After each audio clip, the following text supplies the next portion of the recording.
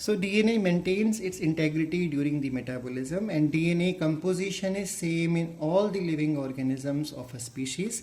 So whether you talk about one individual or second individual or any number of individual of the same species, DNA composition is same.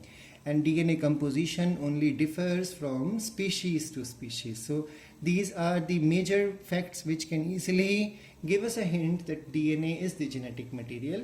The another property we can learn is the mutation. Mutation is the only process which can cause loss of integrity of DNA. So DNA do not lose its integrity by heating. It does not lose integrity during metabolism, but during a process called as mutation, there is possibility of loss of integrity of DNA. And how the DNA lose integrity? Either by changing its structure or by changing the amount of DNA. We have already covered this topic in the mutation topic, if you remember. Now, the next fact which confirm DNA is a genetic material is that the cells with similar heredity or origin have similar composition of DNA.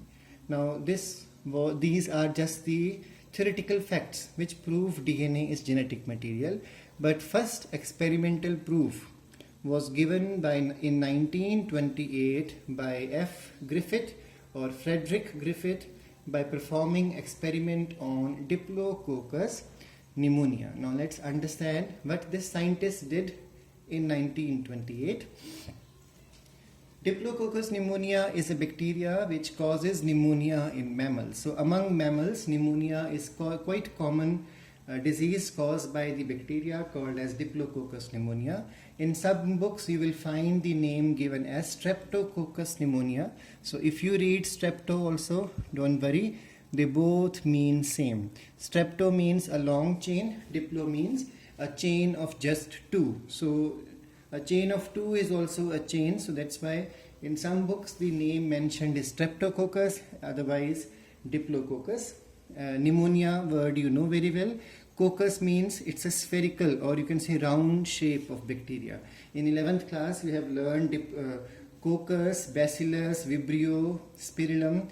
So the coccus word is used for the spherical or circular shape, outline shape of the bacteria. So there are two strains of Diplococcus pneumonia or Streptococcus pneumonia. So the one strain is called as the S strain. The other strain is called as the R strain. Now S strain is called S because it develops because these bacteria when they divide by binary fission, they develop a colony, and that colony appears to be a smooth and shiny colony.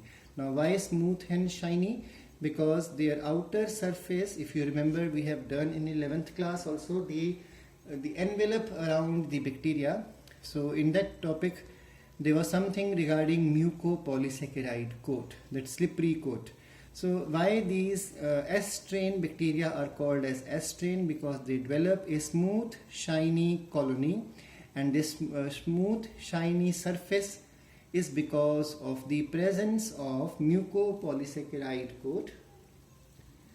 Then these bacteria are pathogenic in nature, so they are also called as the virulent or the virulent type of bacteria. In contrast with the R strain is called as R because they develop a rough colony. So the rough colony is because of the absence of the mucopolysaccharide coat. Another property that the R strain is non-pathogenic, so they do not cause infection. So that's why they are also called as the non-virulent type of the bacteria. So Diplococcus pneumonia was taken by Frederick Griffith in 1928. He took both strains, S strain and R strain, and now his experiment started with the mice. His experiment included a large number of mice. So what he did, he took some of the mice and injected in those mice. With the help of injection, he gave injection of S strain bacteria. So in one step of experiment, he took an injection of S strain bacteria and injected into the mice. So after few days, he found that the mice died due to pneumonia. So all the mice died due to pneumonia because S strain, we have already covered this. S strain is pathogenic, R strain is non-pathogenic. So the S strain caused the death of the mice because pneumonia started in these mice. In the second step of experiment, he took R strain bacteria and gave the injection of this R strain bacteria into mice. And we all know, because R strain is rough, does not develop a mucopolysaccharide coat, so they are non-virulent or non-pathogenic. So the mice survived. They had no symptom of pneumonia. Now the third step of his experiment was he took a combination. He took heat-killed S strain bacteria.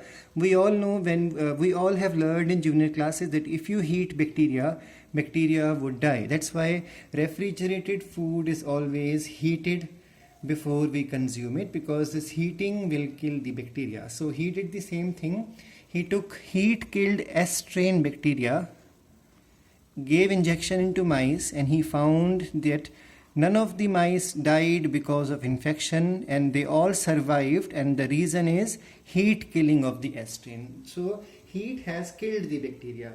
Now the fourth step was, along with the heat killed S strain bacteria, he mixed the living R strain bacteria. So a mixture of these two was given as injection into the mice, and to his surprise, in some of the mice he found infection or symptoms of pneumonia. So some of the mice died.